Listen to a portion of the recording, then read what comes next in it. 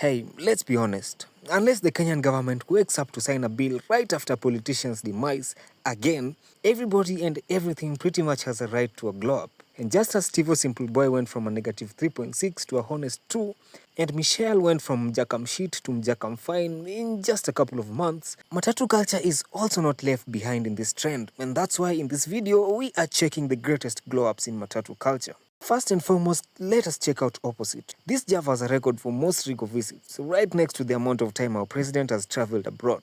He began life like everybody else, a bare Isuzu NQR, then went through welding stages, fabrication, and finally color and graffiti, granting us the 2020's Opposite, Problematic Edition.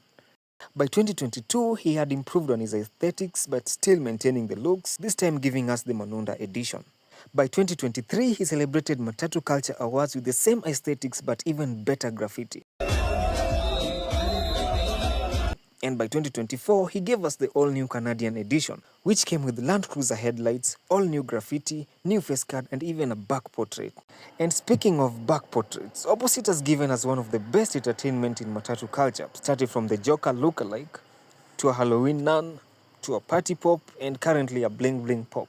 In all fairness, Opposite never really had a bad day. He went from improvement to perfection.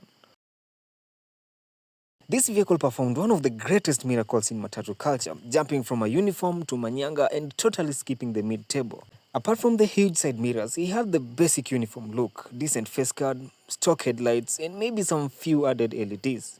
The side profile was cleaner than your house when expecting a lady friend with very minimal graffiti. The rear profile was, well, ordinary, representing Jesus on the back portrait with slightly modified bumper and tail light. The interior game was pretty much what you'd expect. Screens, decent music, and no crazy roof works. That was until he figured he could do better, and just like that, he came in newer than size 8 after finding Jesus. This new bus came in better in every aspect. New theme, new graffiti, and even a whole new audience. Ladies' choice. His face card had Defender headlights, huge mirrors, and crazy LED action. And the lighthouse he had this time was not to be played with. The interior had screens all over, including the roof for those who love to get high. And at this point, the number plate is the only link you'd have to the previous Invisible, making this one of the greatest transformation in Matatu culture. This is another vehicle that might have faced another serious character development. He was the most humble looking Jav you could spot, having stock, everything. The exterior had almost zero mods apart from the world-class graffiti. The rear profile was also normal, with the main feature being numerous brake lights and a spoiler. After his Rico break, he came with one of the greatest transformations. They think I'm hiding in the shadows, but I am the shadows. A new face card, a new grille, a new bumper, new headlights, new everything.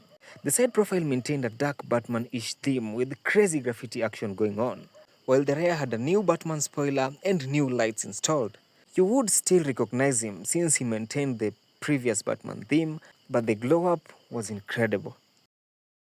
This vehicle is what Matatu culture folks refer to as a uniform, and no, not the kind of dressing kisses have with their partners on Sabbath day. Look at it like a humble, law-abiding vehicle. He had normal Isuzu headlights, a little bit of face card fabrication, proudly showcasing a Lexus grille, normal bumper, and pretty much normal side view mirrors. The side profile was that of a normal Isuzu, just with better graffiti, and on the rear, everything including the rear lights was pretty normal, apart from the incredible back portrait. The interior had music, TV screens, LEDs, but not too much. Remember, this was still a uniform. In 2024, he came in as a new vehicle known as Saj Knight, with a whole new color, graffiti, better lighthouse, new back profile refurbishment with new taillights, spoiler, and strip light. The front came with a newly refurbished grille and bumper, essentially becoming unrecognizable from El Padrino. This was not a huge change compared to other vehicles, but as per uniform standards and client attraction, he made the list. This was another uniform Matatu representing Kiambu back in 2022. The bare minimum you get from your relationship is nothing compared to what she had. On the rear, she had a simple back portrait, stock rear lights, and, well, maybe some added few to confuse an enthusiast, and a rear spoiler. Side profile was packed with serious graffiti, but that is just as expected. The front profile was, again, nothing short of the bare minimum. Normal Isuzu side mirrors, slightly modified bumper with a Mercedes grille, and definitely stock headlights. In late 2024, he picked up a new identity. A33V. This new Jav spotted changes in graffiti, more appealing front profile, more light, bigger mirrors, and even a totally new color. The interior had more roof refurbishments, more LEDs, and more TV screens, attracting even more customers unlike before. Rumors has it that this is the Rico that saved her from bankruptcy. But as far as uniform standards are concerned, he made a pretty huge step, making it on the list. If you enjoyed this video, drop a like and leave a comment down below on which glow up shocked you the most. With that being said, see you in part 2 for my second group.